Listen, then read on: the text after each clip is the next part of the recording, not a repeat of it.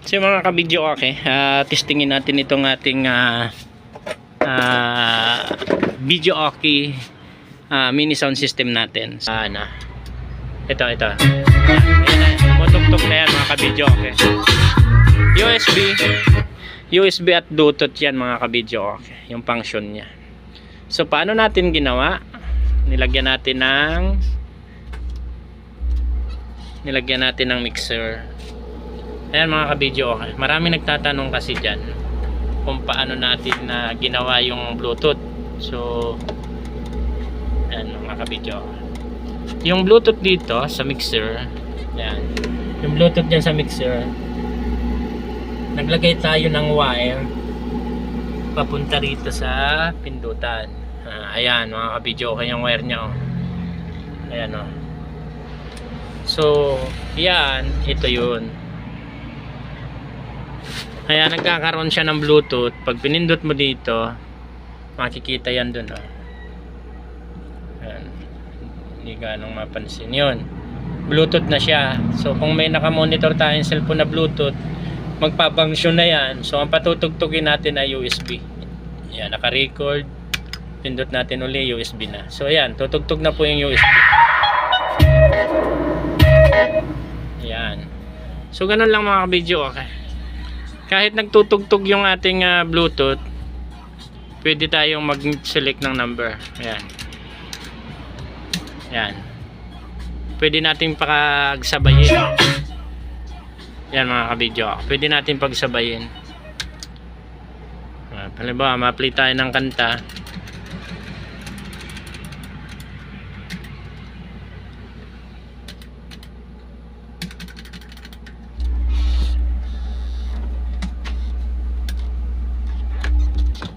Halimbawa, ma-play tayo ng kanta. Select tayo ng vampire. Yan. Yan lang yung mga ka-video okay. Ganyan lang mga ka-video okay yan.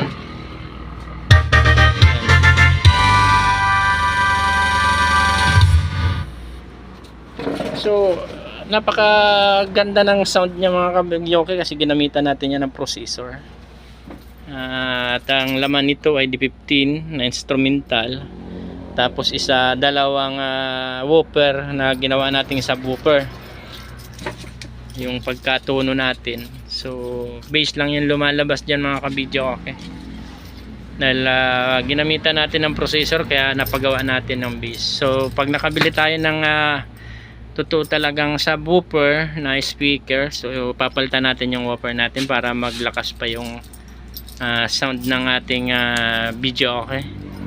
So ngayon, pabang wala pa tayong budget, 500 watts lang muna yung ating ginagamit na crown na speaker. So yun lang mga ka-video okay. Yung mga nagtatanong kung paano natin siya ginawa ng Bluetooth yung ating video okay. So yun po yung ating secret ginamitan siya natin ng mixer. Tapos naglagay tayo ng wire papunta dito sa diyan sa na yan, micro switch na yan.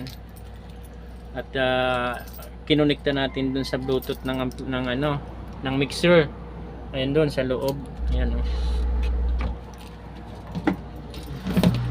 So testingin natin mga ka-video okay naman yung ating microphone. So ayan oh, kahit naka-on na siya no. So kahit naka-on na siya, hindi pa rin siya na feedback kahit malapit na siya mga ka-video okay. Ayan mga ka-video. So napakalapit natin na maigi dito sa speaker natin. So hindi pa rin siya na feedback oh. Nandito tayo mga ka-video okay. Tapat na yan. So yan ang maganda niyan mga ka-video okay. Mga ka-video okay malapit tayo sa ating video okay speaker. Ito yung video okay sound system natin. Ayan negative feedback yan, hindi nasiwit. So yan ang kagandahan pag naka-mixer tapos tamang timpla mga ka-video okay. So ang pagtitimpla natin dito ay tamang pihit lang, huwag nating sasagad-sagarin kasi magsisiwit siya kahit malayo. So ito mga ka-video okay. Ayan oh. Hello, hey, sound check. So yung distansya natin mga kabidyo okay dyan. Isang metro. Ito yung speaker. Testingin natin. Nakadikit na tayong maigi. Nakasandal tayo sa speaker. Hey, hello, sound check. Ayan mga kabidyo. Nakasandal yung aking balikat. Isa sound check natin. Hello, hey, sound check. Sound check. Ayan, ayan. So yung microphone cable natin ay siya pa rin po yan yung original na kasama ng microphone. So hindi pa natin pinapalitan. Nakailang service na po ito. Pero hanggang ngayon hindi pa rin tayo napalit ng microphone cord. Okay pa naman kasi humming lang naman yan eh. Pag may sound na wala na yan. So para makatipid tayo, gamitin muna natin habang hindi pa naman nasisira. Check check 1 2 3. So ito yung mga laman natin mga kabidyo ano. Pakita lang natin sa iyo. Ano. Ito yung laman natin mga kabidyo okay. Mixer. So balik tayo dito mga kabidyo okay. Tapos ito yung laman ng loob niya. Ayan. Pag nakasara yan, yan ang makikita nyo. So pag nakabukas, yan ang makikita naman natin mga kabidyo.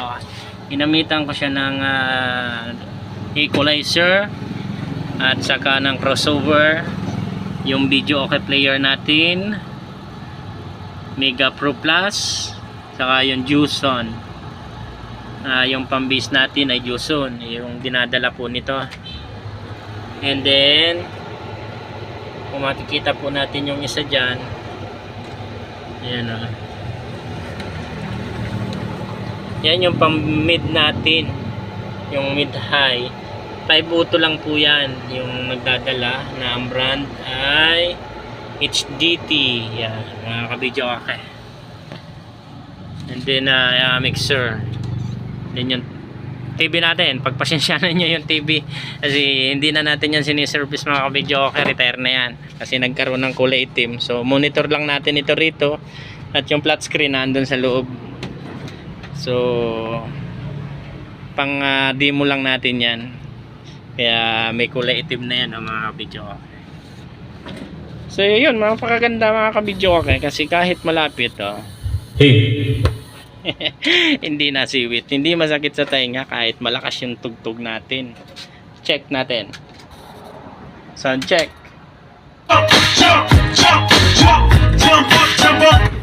Yan, napakalakas. Napakalakas mga kabidyo okay no. Pinatay natin. Bluetooth yun, gumana natin mga kabidyo okay. Naka-Bluetooth mode tayo. Yan. So paano natin ginamit yung Bluetooth mode? Yung Bluetooth po nito mga kabidyo okay. Ayan. May Bluetooth yan. So naka-Bluetooth siya. Ayan. Bluetooth. Binuksan po natin yung mixer. Naglagay tayo ng wire. Nag-tap tayo dito sa mode. Ayan. Yung switch nito, tinlagyan ko ng wire na dalawa yung paa niyan. So pag pinindot mo yan, mabago yung indication. Ayan, yan, indication na yan. So, nilagay natin dito, inilabas lang natin. Ano mga kabidyo, okay.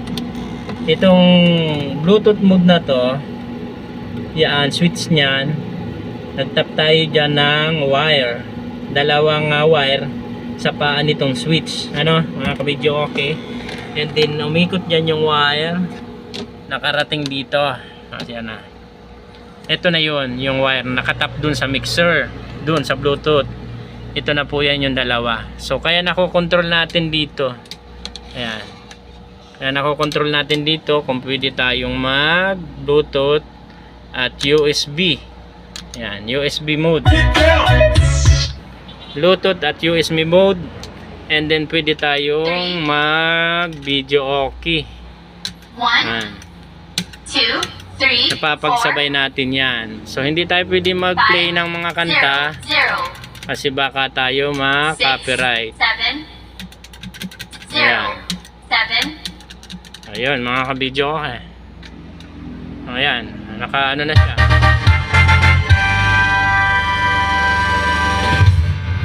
Video okay po yun. Yung tumunog na yun. And then kung gusto natin mag-Bluetooth, pindutin natin ini. Ayan yan. Bluetooth na po yun. So yun lang mga kabidyo okay, kung paano natin ginawa ang ating mini sound system na di Bluetooth. Yan, sunod natin i-review mga kabidyo okay, itong isa natin mini sound system na Bluetooth din na ginamitan natin ng selector. Pag nakadyan, karaoke ang tunog. Pag pinihit natin naman, Bluetooth naman siya. So ito yung Bluetooth ano niya, panel. Ito yung volume. So review natin ito next time sa mga naghihingi ng Bluetooth kung paano natin ginawa. Hintayin nyo po yung susunod nating review dito. So sa ngayon, ito lang muna po yung ating ma-share. Sana ay masundan po ninyo kung paano natin lagyan ng Bluetooth ang ating sound system.